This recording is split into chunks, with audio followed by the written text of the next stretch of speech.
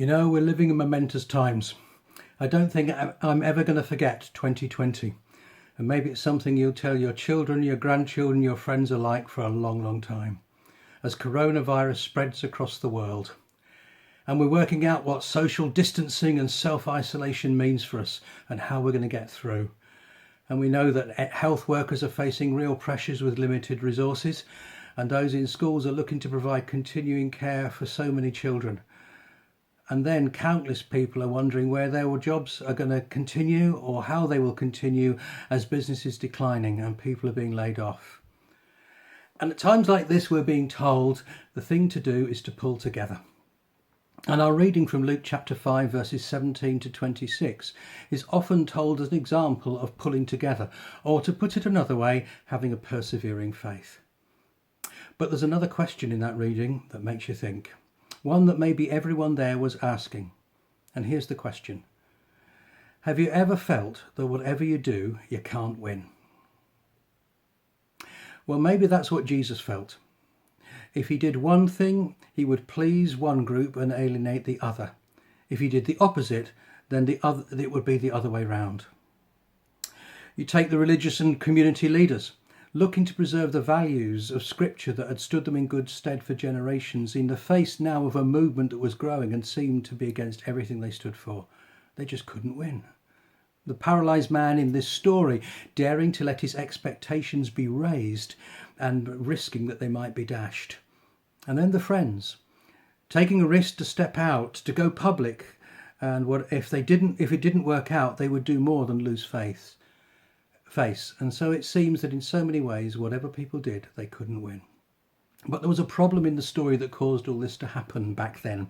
And that was that there was a power to heal in our midst in Jesus, but it was limited access. Not everyone could get to him. There was a crowd around and the leaders blocked the way and they just wanted conversation. And there was a dilemma about healing and blame and wondering where things fully sat.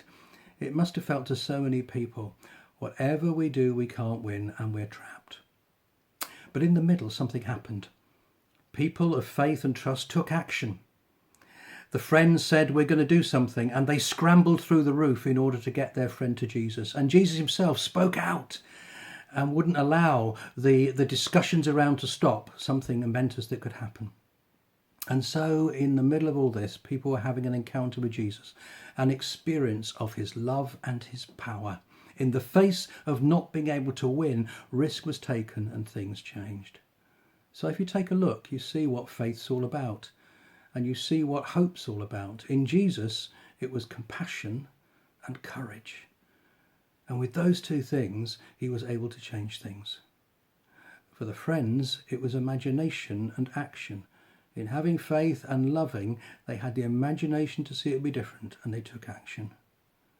And for the man himself, in the middle of this story, trust and openness to allow this to happen and have a different future. And then a little thought about the friends. They could have got to Jesus a lot quicker, able-bodied, and barged their way through. But they were prepared to take a longer and more risky route to bring their paralysed friend with them. They showed solidarity. We're going to stick together. And so there's the story in a momentous time all those years ago. And Jesus challenged the thinking and the attitudes of the day, thinking that divided people and saw people indebted and trapped and excluded. And he offered healing and forgiveness and hope. And so at the end of the story, it is said that all the people, whatever they felt, saw the glory of God, the possibilities, the difference that God can make in Jesus in a momentous time. And at the end, in the version of the Bible I was reading today, everyone said, we have been experiencing strange things today. Well, then as now.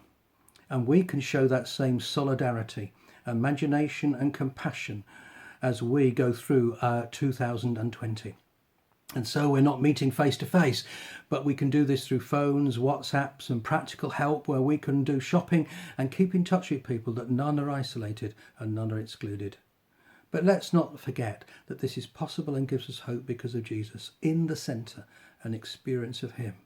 So whatever else happens in these strange times today, we have hope, we have faith, imagination and compassion.